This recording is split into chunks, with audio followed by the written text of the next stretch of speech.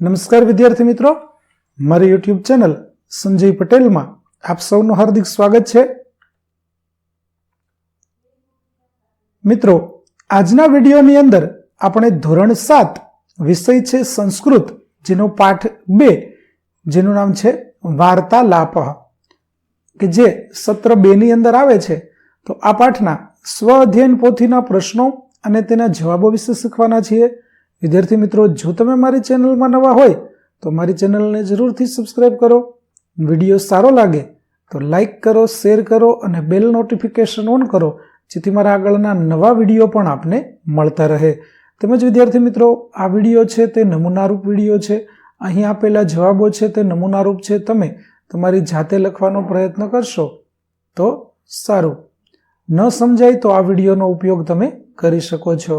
તો ચાલો મિત્રો, જો તમે આ પાઠની PDF જોવા માંગતા હોય તો અમારી એપ્લિકેશન વિશ્વગુરુ STD 1 થી 12 ગુજરાતી ડાઉનલોડ કરી તમારા મોબાઈલમાં ઇન્સ્ટોલ કરો.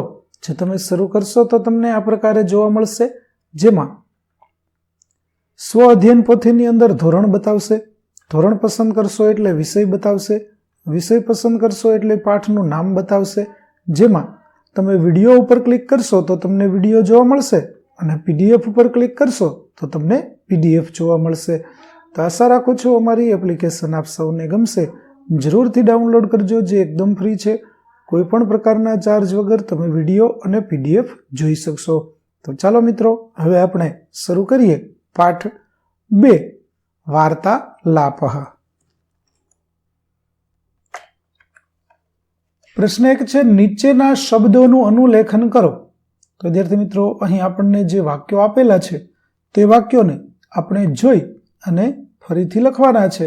તો ચાલો આપણે વાંચતા જઈએ અને તમે લખતા જજો. પેલું વાક્ય છે, નમસ્કાર ભાવેશ આગચ્છતુ. બીજું, ઉપવિશતુ જલમ સ્વીકરોતુ. ત્રીજું વાક્ય, ચેતના ચાયમ કોફી વા. ચોથું વાક્ય, ભોજનમ સિદ્ધમ એવ અસ્તિ. ત્યાર પછી 5મું વાક્ય છે, ભોજને કિમ કિમ અસ્તિ. 6થું વાક્ય, ભોજને રોટિકા અસ્તિ. 7મું, લવણમ આવશ્યકમ વા. 8મું, અન્યત કિમોપી આવશ્યકમ. ત્યાર પછી પ્રશ્ન 2, સંસ્કૃત શબ્દો છે તેને ગુજરાતી શબ્દો છે તેને સંસ્કૃતમાં લખવાના છે. જેમાં પેલું છે મીઠું, તો મીઠાને સંસ્કૃતમાં કહેવાય છે લવણમ. બીજું છે લાડુ, તો તેને સંસ્કૃતમાં કહેવાય છે મોદક. ત્રીજું છે ભાત, તો તેને સંસ્કૃતમાં ઓદનમ કહેવાય છે. ચોથું છે તૈયાર, એટલે થશે સિદ્ધમ. ત્યાર પછી પીરસો, એટલે થશે પરિવેશયતુ. 6થું શાક, જેને સંસ્કૃતમાં વ્યજનમ કહેવાય છે. અથાણું, જેને સંસ્કૃતમાં અવલેહ કહેવાય. અને છાસ, જેને સંસ્કૃતમાં તક્રમ કહેવાય છે. ત્યાર પછી પ્રશ્ન 3, આપેલા ઉદાહરણ મુજબ વાક્ય બનાવો. જેમ કે અહીં ભોજન આપેલું છે તો આપણે વાક્ય બનાવીશું, ભોજનમ રુચિકરમ અસ્તિ. એવી રીતે દાલ આપેલું છે તો દાલમ રુચિકરમ અસ્તિ. વ્યજનમ, તો વ્યજનમ રુચિકરમ અસ્તિ. દુગ્ધમ, તો વાક્ય થશે દુગ્ધમ રુચિકરમ અસ્તિ. ચોથું છે તક્રમ, તો તક્રમ રુચિકરમ અસ્તિ. 5મું છે ઓદનમ, તો ઓદનમ રુચિકરમ અસ્તિ. અને ફલમ, તો તેનું થશે ફલમ રુચિકરમ અસ્તિ. આવી રીતે આપણે ઉદાહરણ પ્રમાણે વાક્યો બનાવીશું. ત્યાર પછી પ્રશ્ન 4 છે, આપેલા ઉદાહરણ મુજબ વાક્યો બનાવો.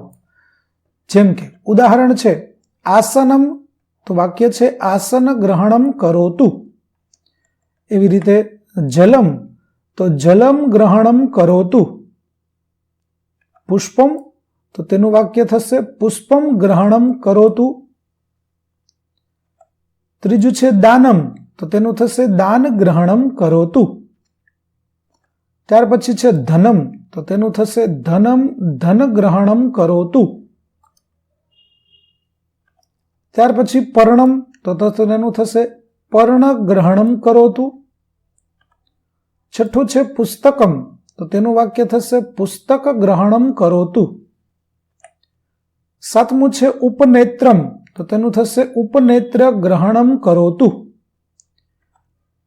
આઠમું છે કરવસ્ત્રમ તો તેનું થશે કરવસ્ત્ર ગ્રહણમ કરોતુ. ત્યાર પછી પ્રશ્ન 5, કૌંસમાં આપેલા શબ્દોનો ઉપયોગ કરીને ઉદાહરણ મુજબ વાક્યો બનાવો. જેમ કે ગૃહમ અને દ્વારમ તો તેના ઉપરથી વાક્ય બનાવ્યું છે કે ગૃહમ અસ્તિ દ્વારમ નાસ્તિ. તો ચાલો આપણે વાક્ય બનાવીએ, જેમાં પહેલામાં આપણને આપેલા છે જલકૂપી અને જલમ. તો વાક્ય થશે જલકૂપી અસ્તિ જલમ નાસ્તિ. બીજું છે સ્યુતઃ અને પુસ્તકમ તો તેનું વાક્ય થશે સ્યુતઃ અસ્તિ પુસ્તકમ નાસ્તિ. ત્યાર પછીનું ત્રીજું છે છાત્ર અને શિક્ષક તો તેના વાક્ય થશે છાત્ર અસ્તિ શિક્ષક નાસ્તિ.